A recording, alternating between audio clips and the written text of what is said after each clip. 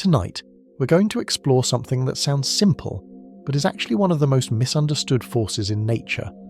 We're talking about deep-sea pressure, the kind of pressure that exists miles beneath the ocean's surface, where light never reaches and familiar rules seem to stop working.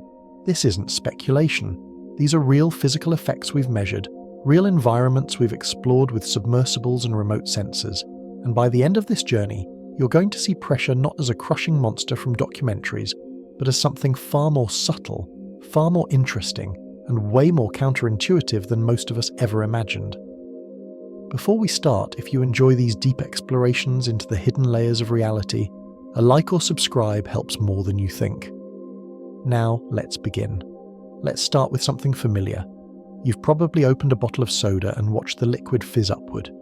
You've felt your ears pop when you dive to the bottom of a swimming pool. You know what it feels like when an airplane climbs and the cabin pressure changes just enough to make your head feel strange.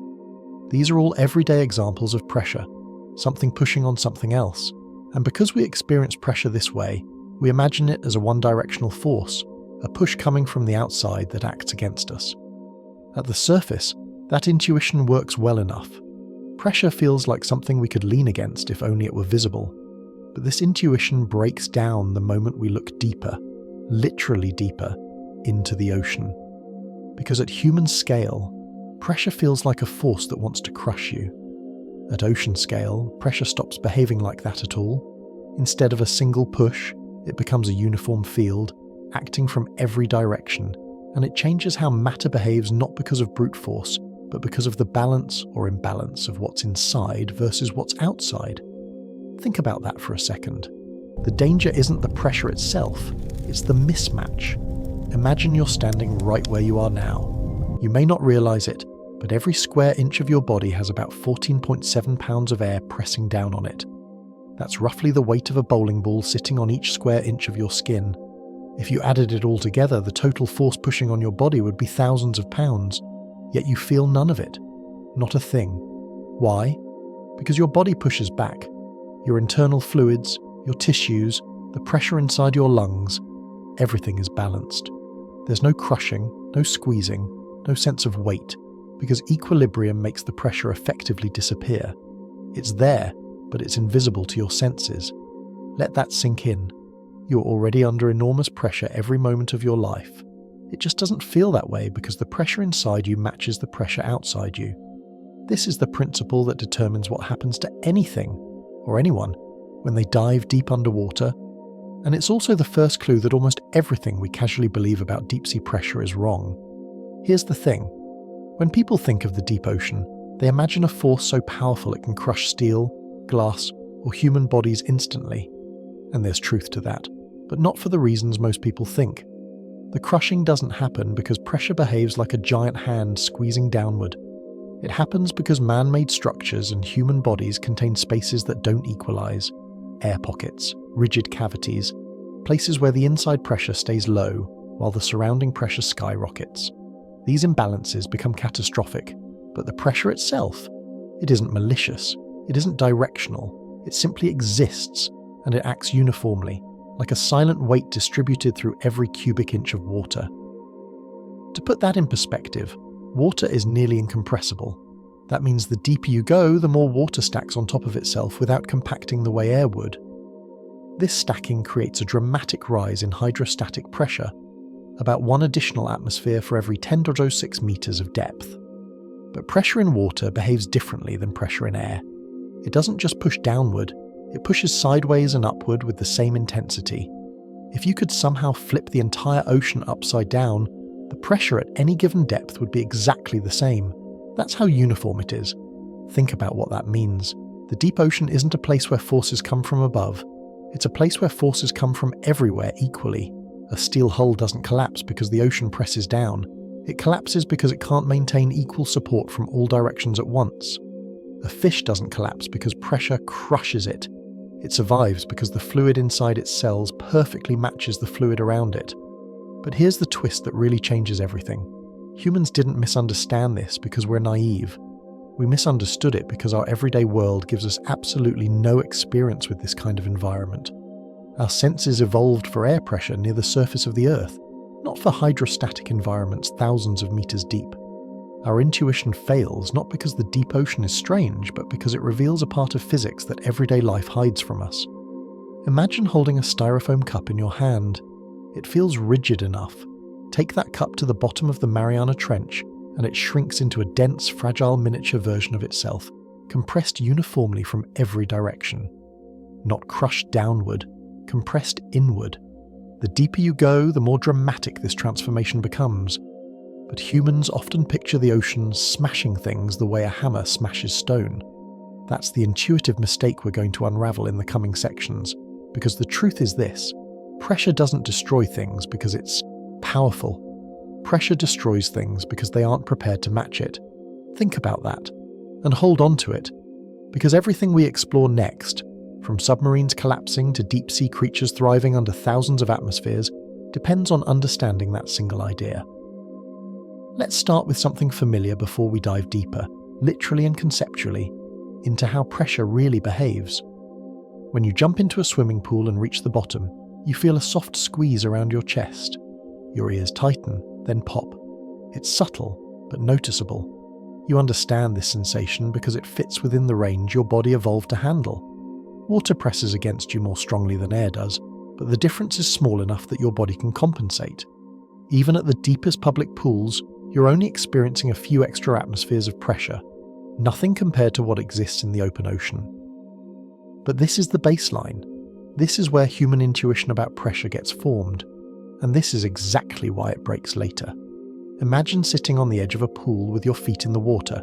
At the surface, the pressure on your toes is essentially the same as the pressure on your head. But as soon as you move downward, even just a meter or two, you feel the difference.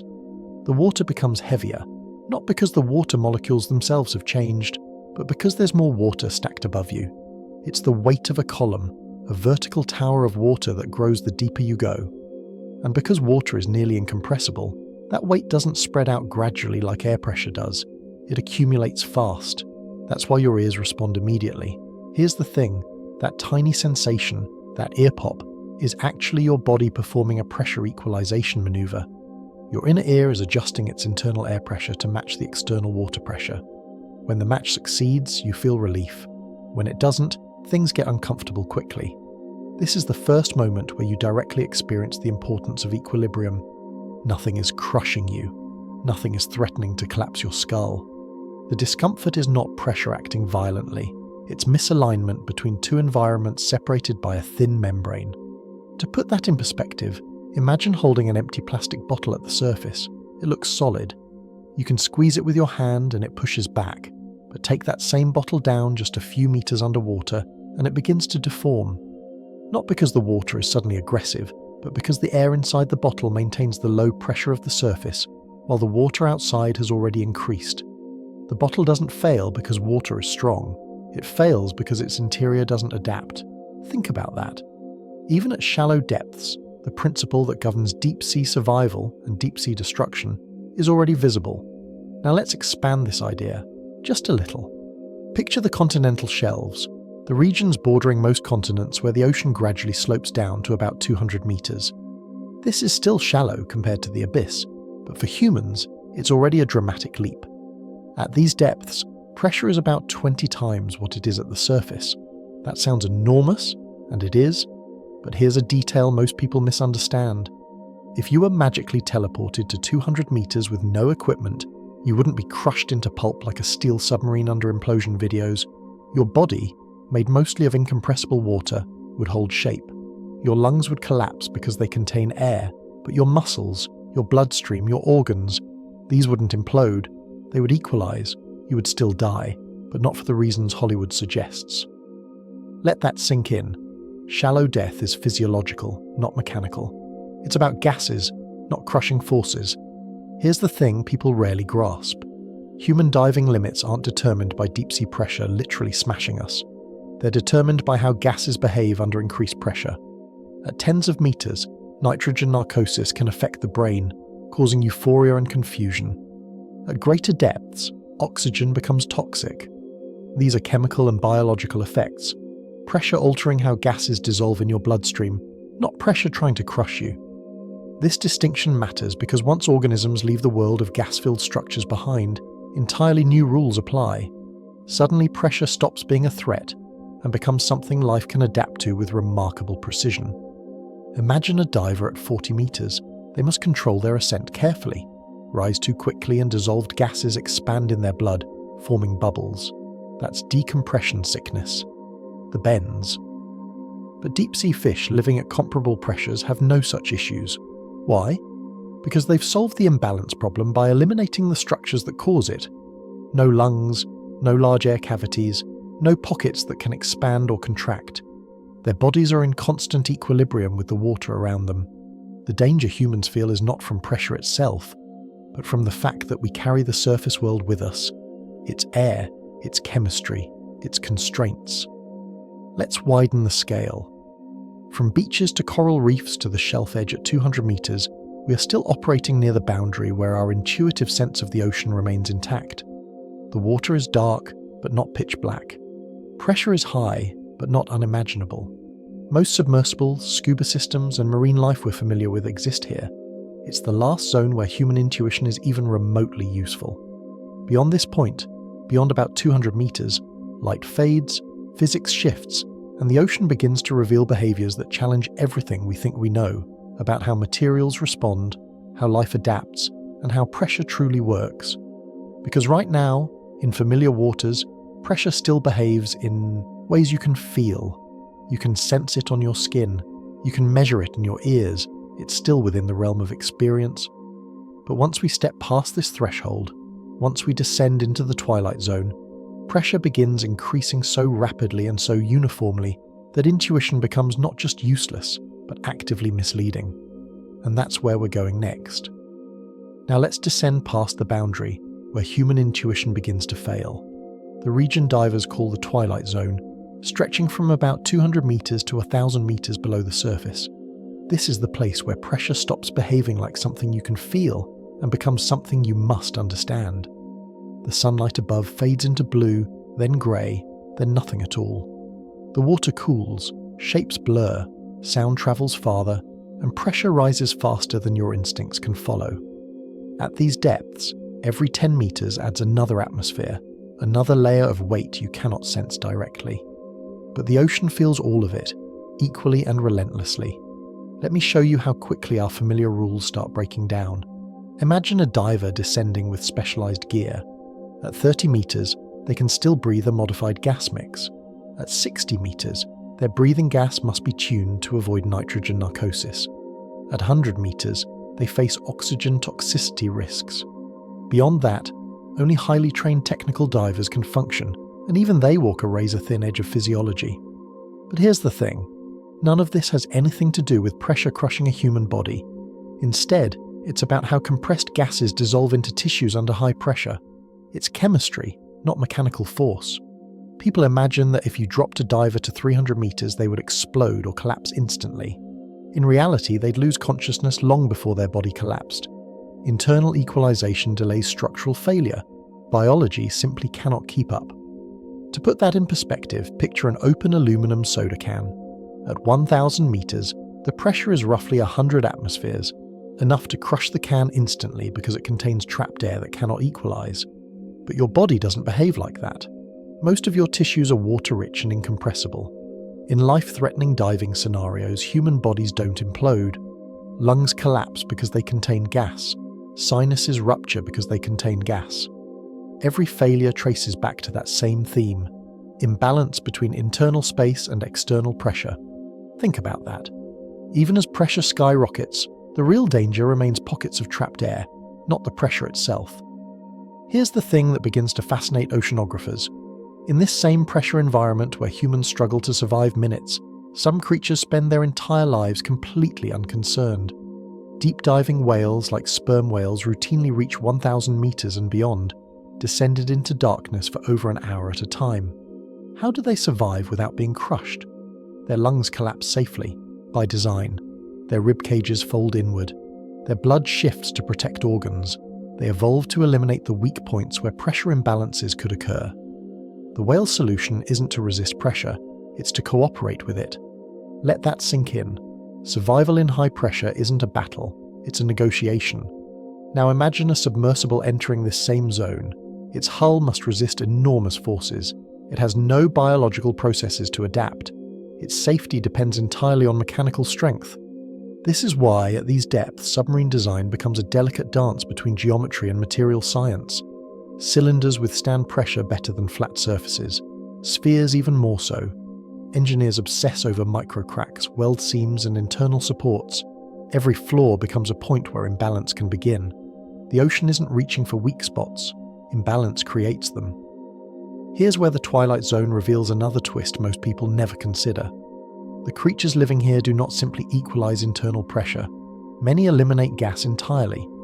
Fish in this region start to show reduced swim bladders, the buoyancy organs filled with air. At the surface, a swim bladder works beautifully.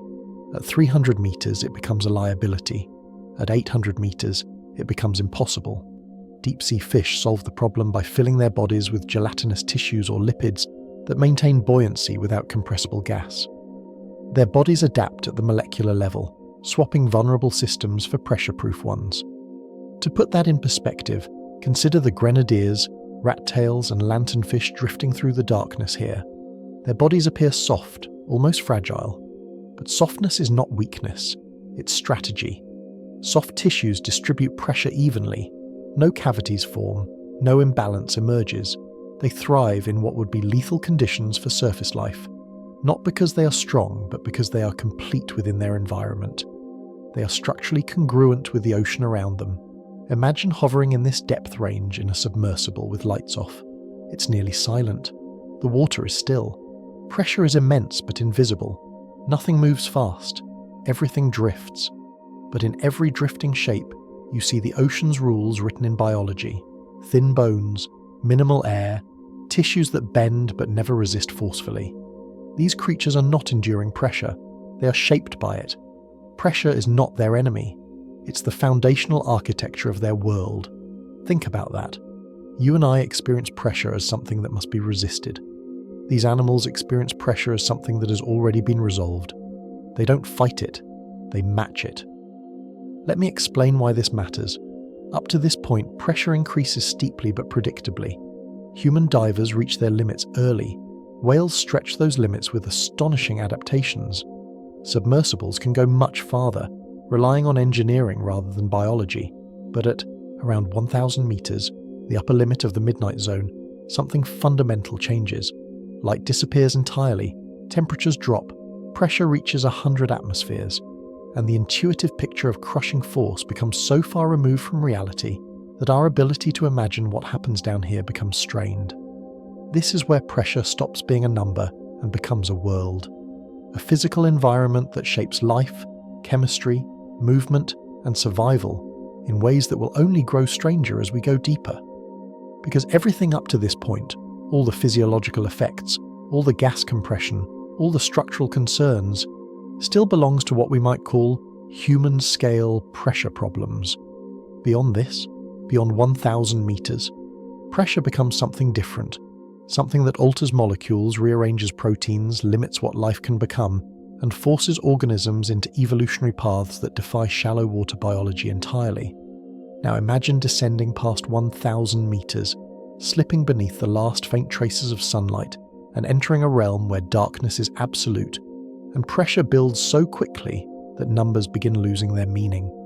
This is where the ocean transitions into the true twilight zone, the region between 1,000 and 4,000 meters, and it's here that our intuition about pressure collapses entirely. Because at these depths, pressure isn't just stronger than anything you've felt, it's stronger than anything your senses can even conceptualize. Let me show you where our understanding starts to break, and why life down here thrives anyway. Here's the thing, at 1,000 meters, the pressure is already around 100 atmospheres. That's the equivalent of stacking the weight of a small car on every square inch of your body. But even that analogy fails, because pressure at depth isn't a weight pressing downward. It acts from all directions equally, as if the ocean has become a single continuous field of force surrounding you. The point isn't the intensity, the point is the uniformity. If you were somehow transported here without any trapped gas in your body, you wouldn't feel the pressure at all. You'd be in equilibrium with the water around you. But humans don't work like that. We carry cavities, air spaces, structural imbalances. Those become fatal long before the pressure itself does. Let me explain why. When you descend into this zone in a submersible, you're not fighting pressure, you're fighting geometry. Flat surfaces buckle first, corners fail next. Spheres endure longest because they distribute stress evenly, mirroring the ocean's uniform field. That's why deep-sea submersibles are shaped like spheres or reinforced cylinders. It isn't aesthetic choice, it's the only shape physics will tolerate at these depths. Even a microscopic flaw in the hull becomes a vulnerability, because the ocean doesn't need to attack. Pressure simply fills every available weakness with perfect consistency. Think about that. Failure happens when the ocean finds imbalance, not when it exerts force. Now picture a creature swimming past your window, a squid perhaps, drifting with slow pulses of bioluminescent light. Its tissues are soft, pliable, gelatinous. To us, softness suggests fragility. To the deep ocean, softness is survival. A squid has no internal air cavities to collapse, no rigid bones to snap, no spaces for pressure to invade. Its body is essentially a fluid-filled bag supported by fluid-filled cells, each one matching the pressure around it perfectly. Pressure doesn't crush it because pressure simply passes through it. Its equilibrium is constant, effortless, and complete. To put that in perspective, consider how we respond to pressure. We brace, we tense, we resist. But down here, resistance is the wrong strategy entirely. Everything that survives does so not by pushing back, but by yielding. Gelatinous fish, soft-bodied jellies, delicate zooplankton, all of them thrive not by being strong, but by being incapable of imbalance. No cavities, no rigid structures, no opportunities for pressure differentials. They move with the current, and the current moves with them.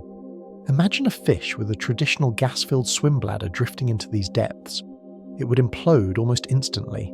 The bladder would collapse, its internal pressure unable to match the external rise. That's why swim bladders disappear as you descend. In their place, animals develop oils, wax esters, or gelatinous tissues that provide buoyancy without compressible gases. It's adaptation at the biochemical level, life removing the one feature that pressure could exploit. The deeper we go, the more universal this rule becomes. If something lives here, it has solved the imbalance problem completely. But here's something interesting. Even though pressure at these depths seems overwhelming, it doesn't destroy everything equally. Some materials, like steel, resist well until they suddenly don't. Some biological tissues barely notice, and water, the very medium creating the pressure, doesn't compress at all. That's because pressure isn't energy, it's configuration. It's the arrangement of molecules under force. If a structure already fits that arrangement, nothing changes. If it doesn't, the ocean reshapes it instantly. Think about how strange this is. The ocean isn't trying to crush things. Pressure is simply the natural state of this environment. Everything that survives matches that state. Everything that doesn't becomes an object lesson in the importance of balance. This is why the idea that pressure crushes everything is misleading. Pressure only crushes things that refuse to adapt. Let me give you an example that's almost poetic. Some of the deepest dwelling octopuses live around 3,000 meters. They have no shells, no rigid skeletons, nothing that looks like protection. Yet they thrive where pressure is hundreds of times greater than on land. Their bodies are so perfectly matched to the water around them that pressure becomes irrelevant. The environment is extreme, but the organism is in harmony with it. Meanwhile, a rigid metal instrument dropped from a boat above might fail within minutes. Here's where the scale really shifts. At these depths, the ocean is cold, often just above freezing. Cold temperatures slow biochemical reactions, and pressure alters the shape of proteins.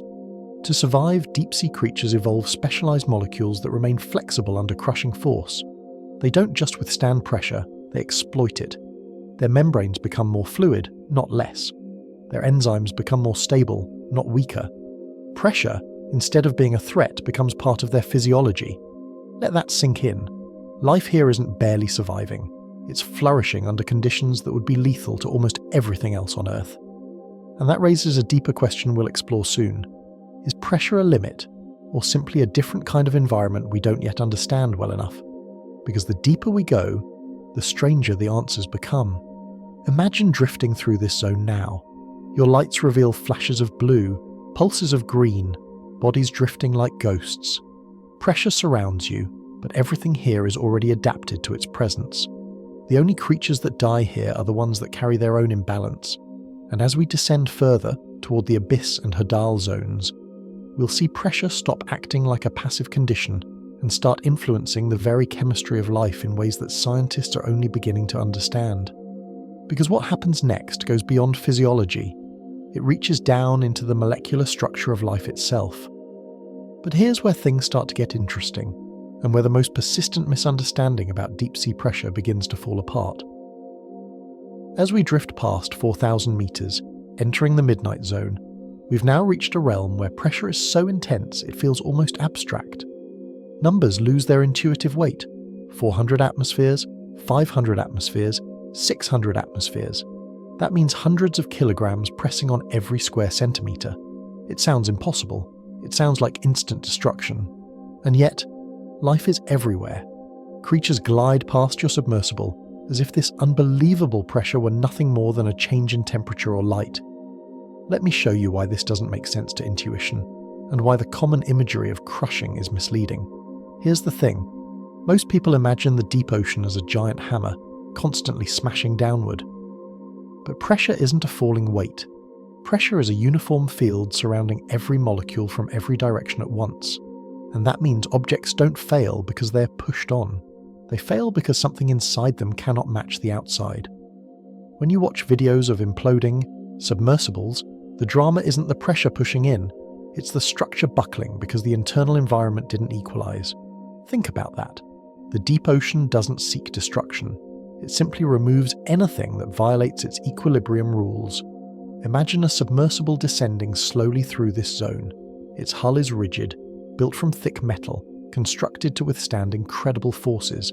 But if the smallest flaw exists, a microscopic crack, a misaligned bolt, even a slight inconsistency in the metal's grain, pressure finds it instantly.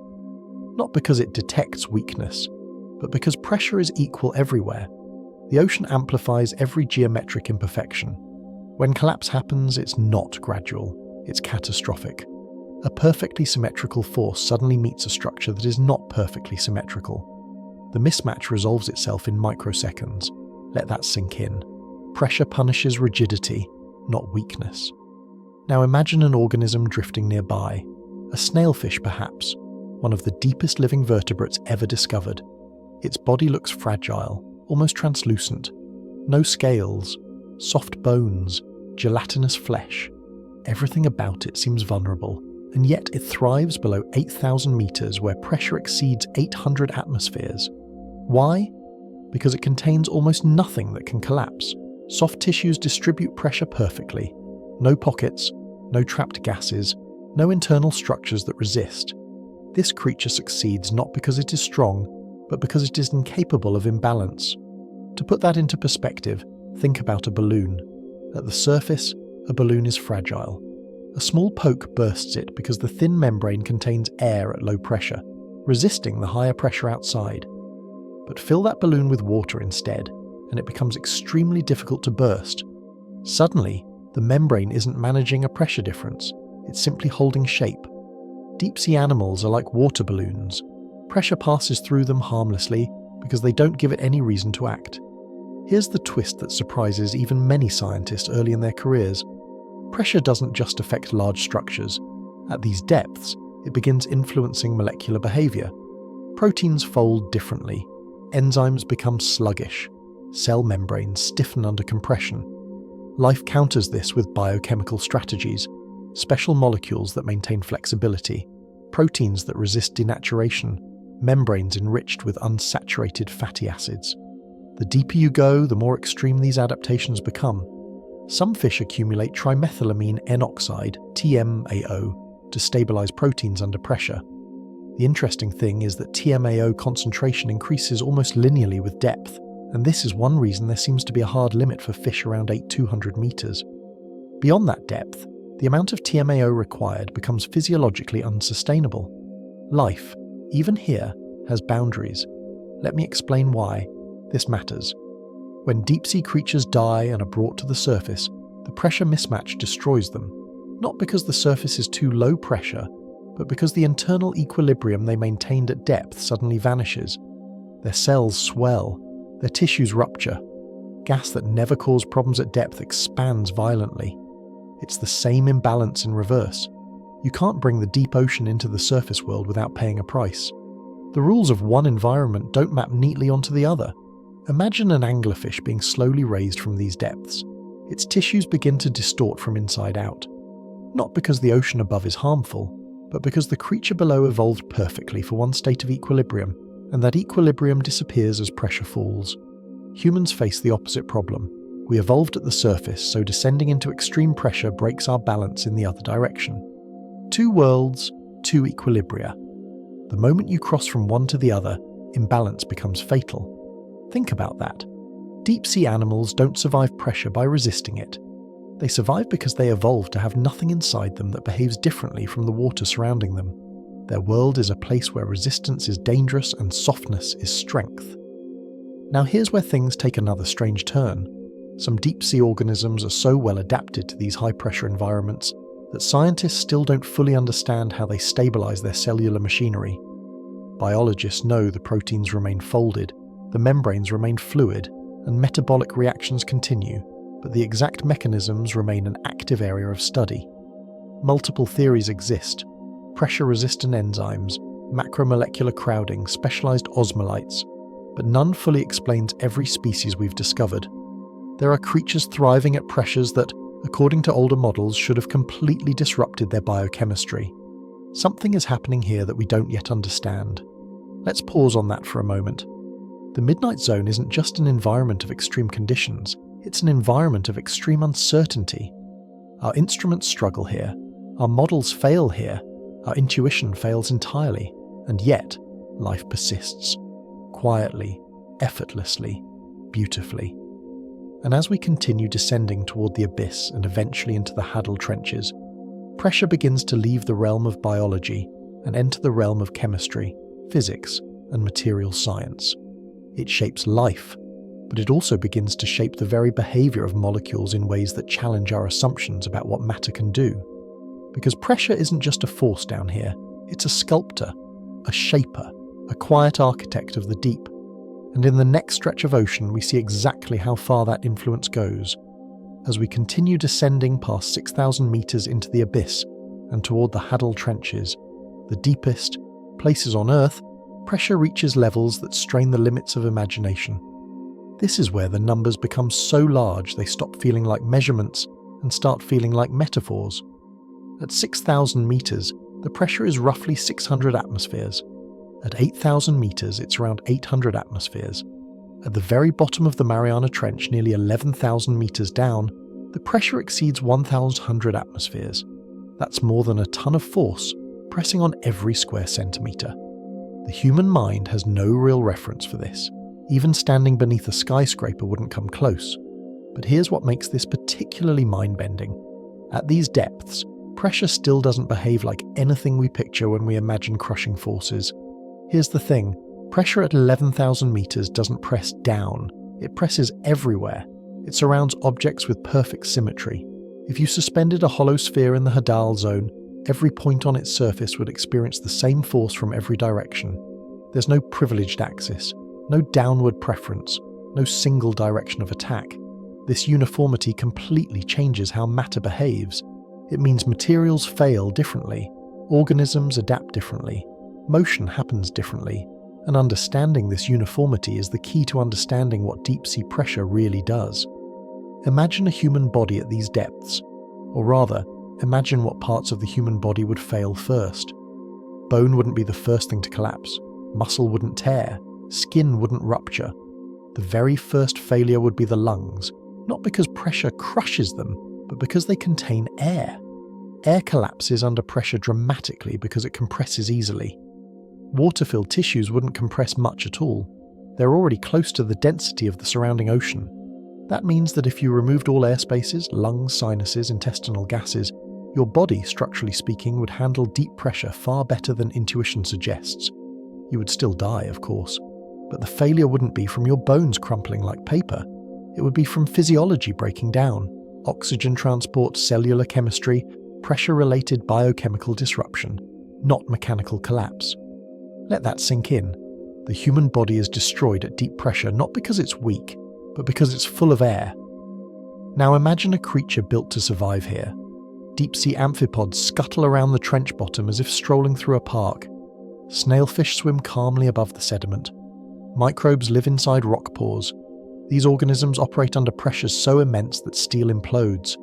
Yet their bodies look soft, gelatinous, even delicate. Their secret is simple: equilibrium. Their tissues don't resist pressure, they mirror it. They match the ocean molecule for molecule, allowing pressure to pass through with no imbalances. To put that in perspective, picture a styrofoam cup, the kind you'd drink coffee from. If you lower it to the bottom of the Mariana Trench, it shrinks to the size of a shot glass. Not crumpled, not shattered, perfectly shrunken, evenly compressed. Every pore collapses uniformly. This is the ocean showing you what pressure really does. It eliminates voids, it erases air spaces, it finds pockets where internal pressure does not match external pressure, and squeezes them until the imbalance disappears. Here's where things get even stranger. Pressure this intense begins influencing the very structure of molecules. Water molecules pack more tightly, changing how they interact with proteins. Proteins themselves begin to unfold or refold into different shapes. Cell membranes thicken or stiffen. Enzymes slow down. The deep ocean doesn't merely act on organisms from the outside, it acts on life from within. Adaptation becomes a dance between molecular flexibility and molecular stability, a balance that must hold at every moment. If one part of the system fails, the whole organism collapses. Think about the effect this has on evolution. Surface life is shaped by sunlight, temperature and nutrients. Deep-sea life is shaped by pressure. Pressure defines what cell membranes can be made of. Pressure defines which proteins can function. Pressure defines how fast biochemical reactions can occur. And at the deepest depths, pressure may define the absolute limits of complex life. This is why, as far as we know, fish stop appearing around 8,200 meters. Beyond that, the amount of TMAO required to stabilize their proteins becomes so extreme it disrupts the cell's internal chemistry. Life hits a biochemical boundary, not a mechanical one. Imagine drifting in a submersible now, thousands of meters down. The water outside is near freezing. Your lights illuminate patches of sediment, ghostly shadows, the gentle swell of currents moving at the pace of glaciers. Down here, pressure bends not only matter, but time as well. Metabolic time. Organisms grow slowly, they move slowly, they reproduce slowly. Pressure alters the rhythms of life. And here's another twist. Pressure doesn't only affect living things, it affects chemical reactions that have nothing to do with biology. Minerals behave differently, rocks compact, water seeps into crystal layers. Some chemical reactions that are impossible at the surface become normal at depth. Scientists studying deep-sea hydrothermal vents discovered entire ecosystems powered by chemical gradients, not sunlight. Down here, pressure, heat, and minerals combine to produce reactions that would never happen anywhere near the surface. These reactions hint that life could originate, or survive, in high-pressure environments far beyond Earth. Let that idea sit for a moment. Pressure, once seen as a barrier to life, might actually be a cradle for it. But the most surprising thing about this depth is what pressure doesn't do. It doesn't crush everything. It doesn't make motion impossible. It doesn't stop life from thriving. Pressure creates a different world governed by different principles, operating on different terms, and the organisms here, fragile-looking, ghost-like, slow, silent, are not exceptions. They are examples of what life becomes when pressure isn't a threat but a context. As we move deeper toward the Hadal trenches, we're no longer just seeing what pressure does to living things. We're seeing how pressure shapes the environment itself, how it determines the chemistry of rocks, the density of sediments, even the behavior of water molecules. And next, we'll confront one of the most dramatic differences between human technology and deep-sea biology. Why submarines implode in milliseconds, while soft-bodied organisms glide through this world as if nothing around them were extreme at all. Here's the thing that surprises almost everyone when they first learn about the Hadal zone. The deeper you go, the more dramatic the difference becomes between how human-made machines behave and how deep-sea organisms behave. Submarines, rigid, engineered, precise, face catastrophic implosion risks. Yet right outside their reinforced hulls, delicate creatures with translucent bodies drift calmly through pressures that would obliterate steel in milliseconds. That contrast seems impossible. It feels like fiction. But once you understand the physics behind it, the mystery dissolves into a simple rule. Rigidity breaks, equilibrium survives.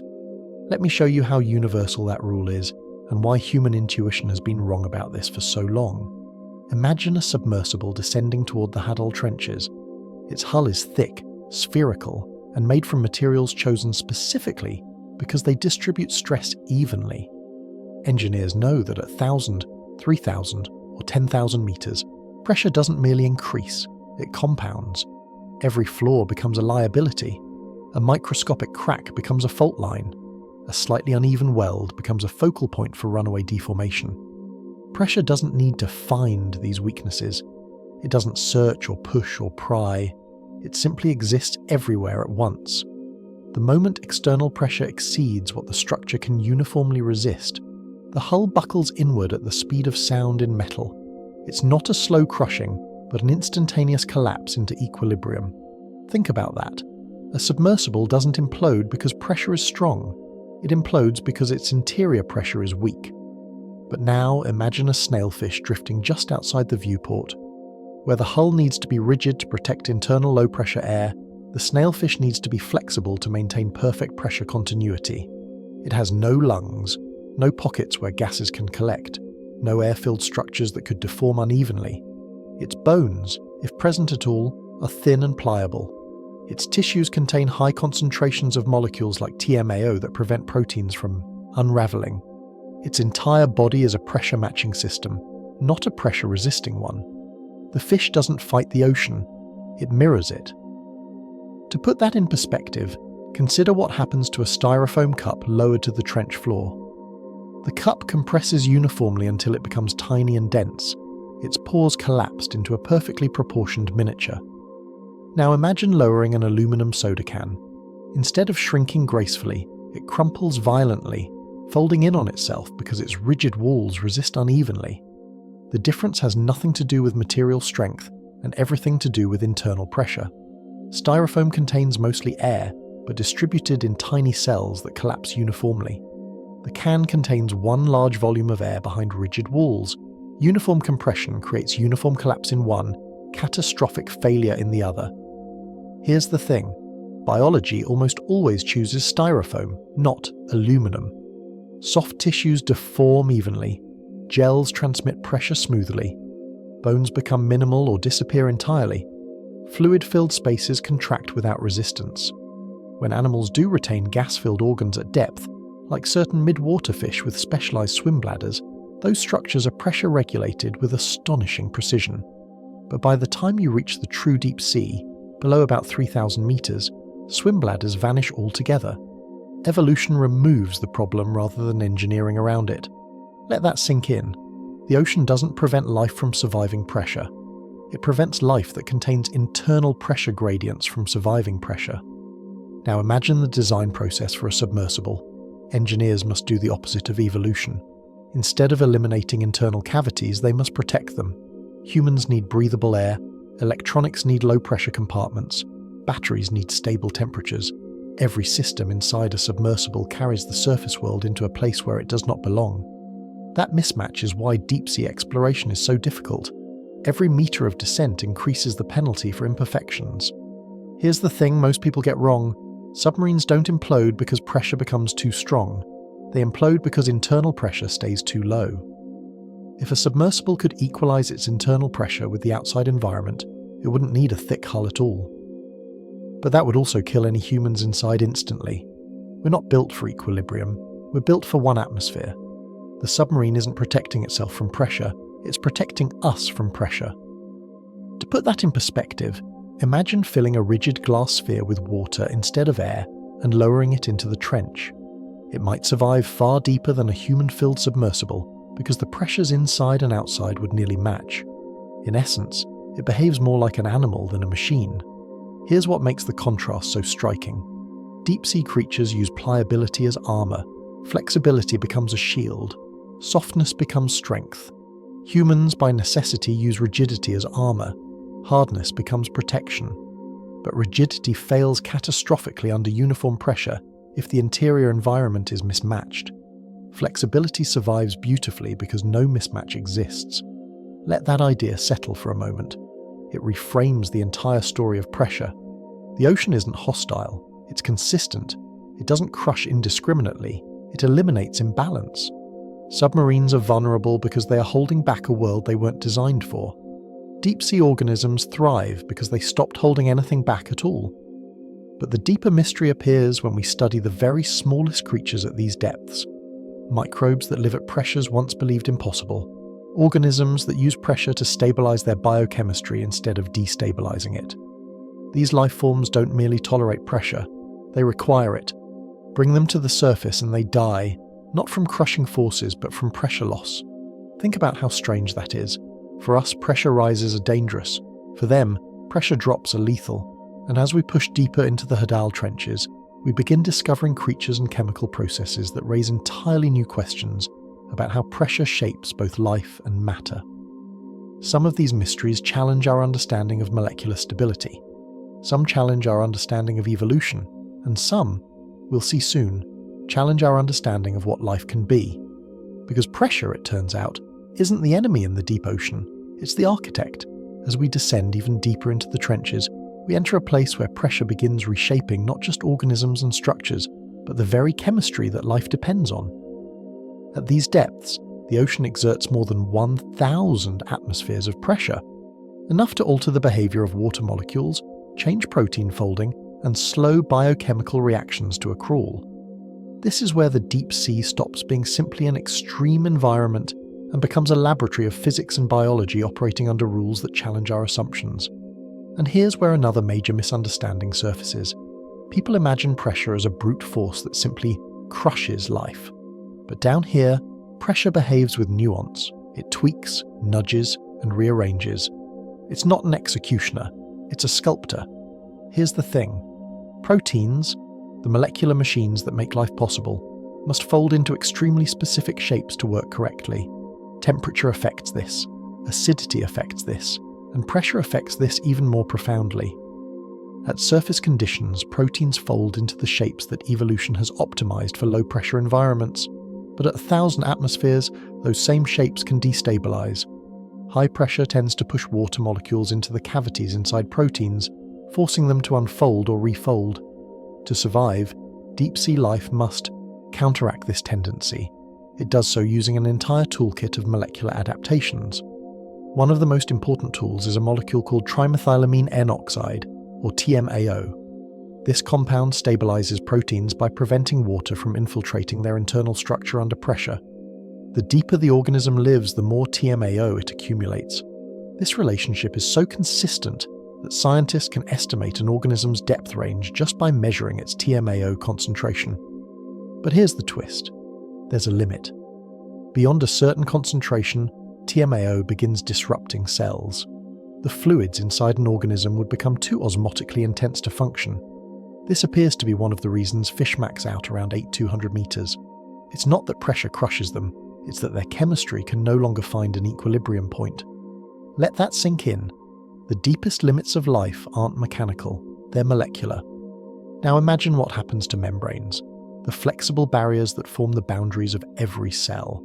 At high pressure, membranes tighten. Lipid molecules pack closer together. This should make cells brittle, unable to transport nutrients or maintain electrical gradients. To counteract this, deep-sea organisms adjust their membrane composition. They incorporate more unsaturated fatty acids, which kink the lipid tails and keep membranes fluid. They tweak cholesterol-like molecules to modulate stiffness. Their cells become exercises in biochemical engineering, pressure-tuned surfaces that remain flexible in an environment that wants to freeze them solid. Here's the thing. Everything about life at these depths is a negotiation with physics. To put that in perspective, imagine a protein as a tiny origami sculpture and a cell membrane as a thin sheet of rubber. At the surface, both behave normally, but under 1,000 atmospheres, water is forced into the protein's creases and the rubber sheet stiffens. Life responds by reinforcing the origami and loosening the rubber. It's a constant balancing act. And this balancing act becomes even stranger when we look at deep-sea microbes. Some microbes can survive at pressures exceeding 1500 atmospheres, pressure levels that should, according to earlier models, completely denature proteins. Yet these organisms thrive inside rocks, sediments, and even cracks in the Earth's crust. Scientists have proposed several explanations. Maybe these microbes have extremely pressure-resistant enzymes, or maybe their cellular interiors are so densely packed that proteins stabilize one another through crowding effects. But each explanation has problems. Some enzymes remain active at depth, but fail under lesser pressure. Some crowding models predict stability where instability still appears.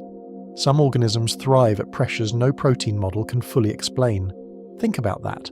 Life is doing things down here that our lab-derived models said should be impossible. Now imagine a microbe, living inside a deep-sea shale layer, metabolizing hydrogen or methane. Pressure doesn't slow its metabolism in the expected way. In some cases, pressure even makes certain reactions more favorable. This leads scientists to propose a third possibility, that pressure isn't merely tolerated but actively incorporated into the cell's internal chemistry. Some reactions have lower activation energies under pressure. Some molecular structures become more stable. Life may have evolved to use pressure as part of its machinery, the same way surface organisms use heat or sunlight. Here's where uncertainty becomes essential. We don't fully understand how some deep-sea proteins remain stable. We don't completely grasp how membranes maintain fluidity, and we can't yet explain why some pressures that destabilize surface proteins seem to enhance the function of deep-sea ones. Multiple hypotheses exist. None of them close the case. This uncertainty isn't a failure of science. It's a sign we're exploring a frontier where our models, built on surface conditions, simply no longer hold. Now imagine drifting through the Hadal zone again, watching amphipods roaming over ancient sediments. These crustaceans have been found with aluminum incorporated into their exoskeleton-like structures. Aluminum, a metal that shouldn't appear this way in biology on the surface, but in the trenches, high pressure, low pH, and unusual chemical interactions dissolve aluminum from clays and allow it to bind to proteins. Pressure influences not just organisms, but the elements they interact with. To put that in perspective, deep-sea organisms sometimes incorporate materials that surface life couldn't use even if it tried. Pressure makes possible what shallow water forbids, and we're just beginning to understand this world. For every adaptation we can explain, there is another that defies expectations. For every biochemical limit we define, a newly discovered organism pushes past it. Pressure, instead of setting a boundary, keeps revealing new ways life can operate. And this raises a deeper question. Maybe pressure isn't the antagonist in the deep ocean. Maybe it's a fundamental environmental variable shaping biology, in the same way sunlight shapes life at the surface. Pressure could be not the enemy of evolution, but one of its architects. In the next stretch of our journey, we'll examine how the deep ocean's physics interact with human technology, and why our machines fail catastrophically where life thrives effortlessly. Because pressure isn't simply a force or a condition, it's an entire worldview underwater, and understanding that worldview reveals why so many of our assumptions about the deep ocean were wrong from the start. Here's the thing we need to confront now, because it reveals one of the biggest gaps between human intuition and deep ocean reality.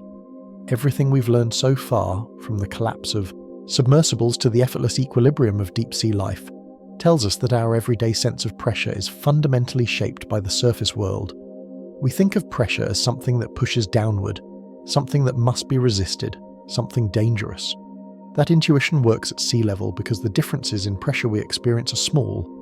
But the deeper we go, the more obvious it becomes that our intuition isn't wrong, it's simply incomplete.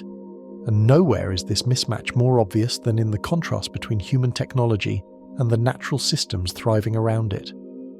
Imagine a submarine descending past 3,000 meters. Every creak of the hull triggers tension. Every microfracture is monitored. Every component is engineered to within fractions of a millimeter. The sub is designed to fight pressure, to hold back the deep ocean so that a pocket of Earth's atmosphere can remain inside for the humans on board.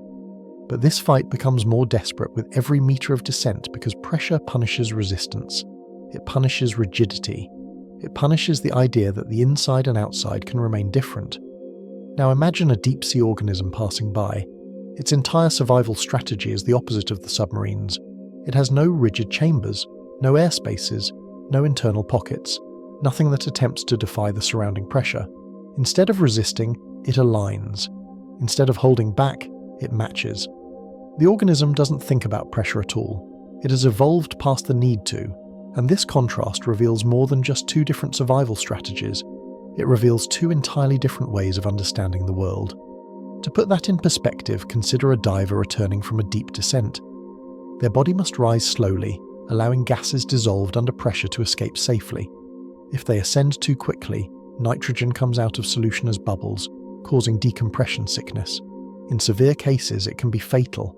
This isn't pressure crushing the diver, it's pressure leaving them too fast. The imbalance becomes the threat, not the pressure itself. This is where human intuition really breaks. We think pressure is dangerous because it increases. But for deep-sea organisms, pressure decreases are the danger. Bring a deep-sea snailfish up too quickly, and its cells will swell, rupture, and fail. Its proteins unfold, its membranes destabilize. The creature isn't crushed, it unravels. Let that sink in. The deep sea isn't a place where pressure kills, it's a place where pressure keeps everything alive. Here's where things get even stranger. Many of the machines we use to explore the ocean fail, not because pressure is too strong, but because our technologies are built for the surface world. Circuit boards require consistent spacing. Batteries require stable enclosures. Sensors require air or vacuum to function properly. Pressure doesn't break these components because it's violent. Pressure breaks them because they rely on structural differences, small cavities, rigid housings, or fragile geometries that cannot exist under uniform compression. Meanwhile, deep-sea life uses chemistry that thrives under pressure. We use materials that break under pressure, and that contrast becomes more dramatic the deeper we go. Imagine bringing a camera designed for the surface down to 6,000 meters. Its internal air pockets collapse, its housing fails at the seams, its lenses crack. But imagine a deep-sea amphipod passing the same depth. Its exoskeleton remains flexible, its internal chemistry remains stable, its proteins remain folded. It doesn't fight the environment, it is of the environment. Here's the thing. Human intuition evolved on land. Our bodies evolved on land. Our engineering evolved in a context where pressure gradients are minimal and equilibrium is easy.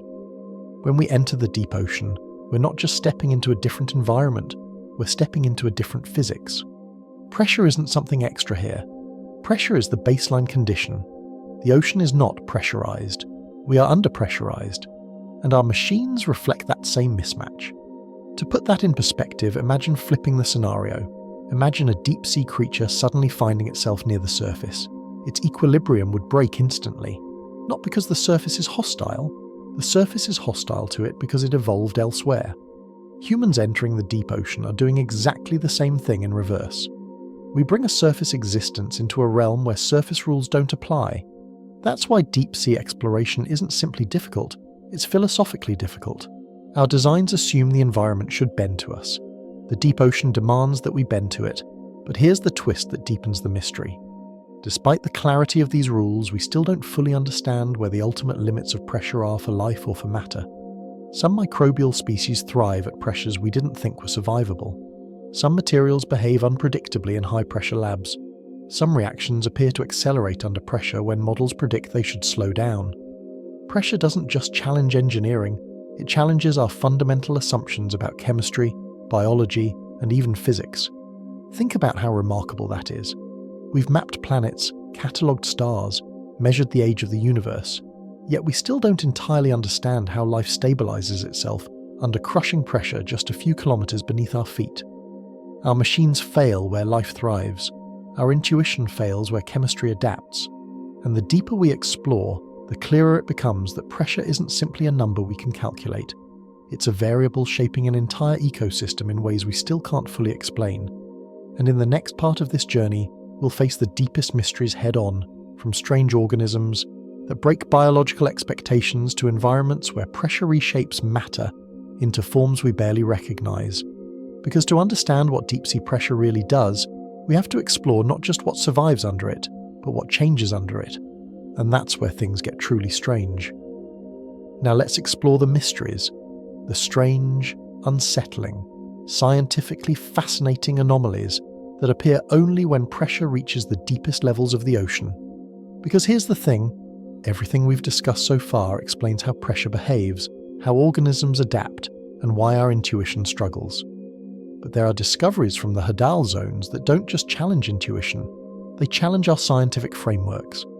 Down here, in the most pressurized environments on Earth, we find phenomena that seem to break rules we thought were unbreakable. And each one reveals that pressure isn't simply a background condition, it's an active force shaping matter and life in ways that remain unexplained. Let me start with something that startled researchers. Deep-sea amphipods in the Mariana Trench containing aluminum in their exoskeleton-like structures. Aluminum, a metal that is normally locked tightly inside minerals and clays, insoluble in seawater, and almost never used biologically. Yet analysis showed aluminum bound to these creatures' exteriors. Here's the thing, aluminum dissolves at low pH when organic acids are present. The amphipods appear to produce such acids in their guts. When combined with the extreme pressure of the trench, the aluminum precipitates back out, coating their exoskeleton and possibly protecting them. But we're not sure. The mechanism fits some pieces of the puzzle and contradicts others. Does the aluminum strengthen their bodies under pressure? Does it repel predators? Is it simply a chemical side effect of digestion? The truth is, as of now, we don't fully know. Think about how strange that is. A creature at the bottom of the ocean is mining aluminum biologically, something no surface organism has been observed doing. Pressure didn't just adapt life, it reshaped chemistry. Now consider something even more mysterious. Microbes living at pressures once believed to be chemically impossible. According to earlier models, protein structures should destabilize above a certain threshold, around 1400 or 500 atmospheres, as water molecules are forced into their internal cavities. Yet we've discovered organisms that continue metabolizing far beyond these pressures. They don't merely tolerate the environment, they behave as though it is the condition their chemistry prefers. Some enzymes actually function better down here than they do at lower pressures. Some metabolic pathways accelerate, and this raises questions that we do not yet have satisfying answers for. Let that sink in. Pressure, which should slow or halt life, sometimes enhances it. Here's the thing, scientists have proposed several hypotheses: the crowding effect, modified amino acid side chains, unique protein cofactors, but none fully explain why some enzymes appear to require extreme pressure to function properly. When these organisms are brought to the surface, not only do they die, but their enzymes stop working altogether. It's not just that the pressure keeps the protein stable, the pressure seems to be part of their structure. Without it, the molecular architecture collapses. Now imagine the next mystery. At depths beyond 10,000 meters, researchers discovered tiny gelatinous snailfish living near what we thought was the absolute biochemical limit for vertebrates.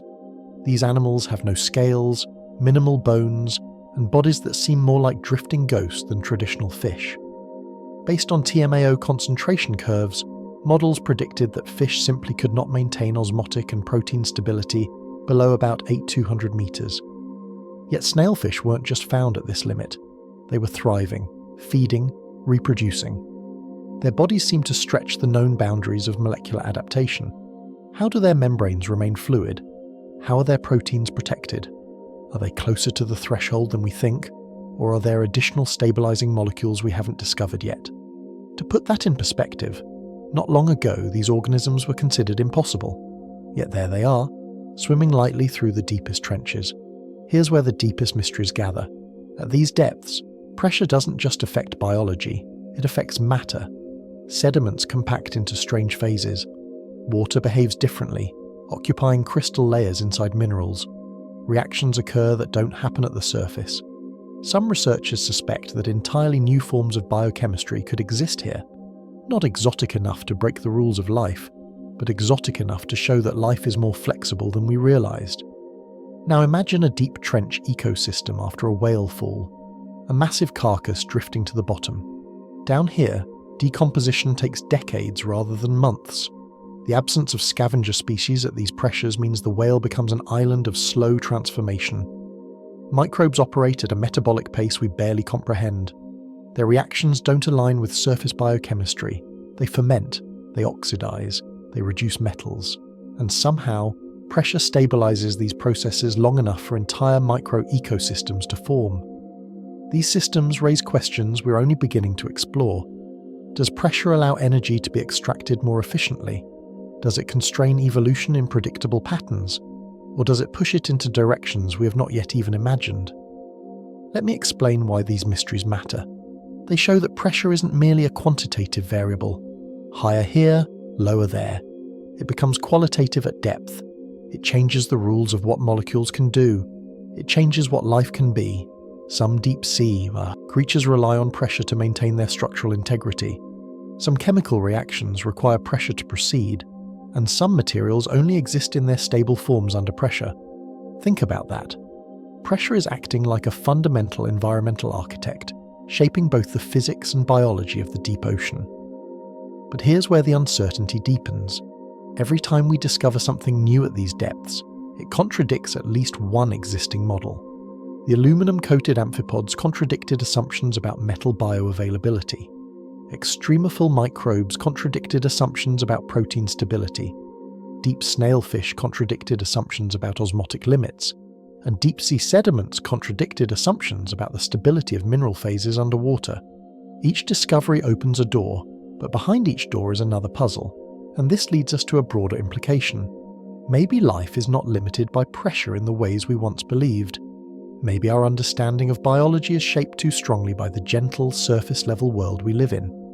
The deep ocean reveals that life can operate under conditions where materials fail, where chemistry warps, and where intuition breaks. And if life can adapt to these environments on Earth, what might it do in the oceans of Europa, Enceladus, or Ganymede? These worlds hold oceans deeper than our own, with pressures dwarfing those of the Mariana Trench. If Earth's deep-sea organisms thrive by embracing equilibrium rather than fighting it, could life elsewhere do the same? Let that idea settle. Pressure, once seen as an obstacle, may actually be a cradle for entire biospheres. And as we prepare to close this journey, we'll take one last step, zooming out from the mysteries themselves to what they ultimately tell us about uncertainty, the limits of our understanding, and the strange beauty of a world shaped entirely by pressure. As we begin rising from the deepest trenches, leaving behind the quiet world shaped entirely by pressure, something becomes clear that wasn't obvious at the beginning of this journey. We didn't come here simply to learn a scientific fact about the ocean. We came here to understand a deeper truth about how easily our intuition can mislead us. Pressure, the thing we thought we understood, the thing we imagined as a crushing, destructive force, turned out to be something else entirely. It wasn't an enemy. It wasn't malicious. It wasn't even force in the way we normally use the word. It was simply the environment, a condition of existence, a fundamental part of the world that only felt dangerous when we failed to match it. And by seeing this clearly, everything about the deep ocean begins to make sense in a way it never has before. Here's the thing, the mystery we started with. What does deep-sea pressure really do? Doesn't end with a simple answer. Instead, it ends with a shift in perspective. Pressure isn't something the deep ocean does to things. Pressure is something that reveals what shouldn't be there. A trapped air pocket, a rigid chamber, a mismatch between inside and outside. When those imbalances vanish, pressure stops being destructive. When equilibrium exists, pressure becomes irrelevant. That's why delicate snailfish survive where steel implodes. That's why gelatinous creatures drift through the trenches unaffected.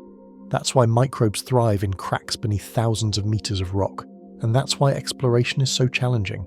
Our bodies, our machines, and our expectations all come from a world where pressure differences are small enough to ignore.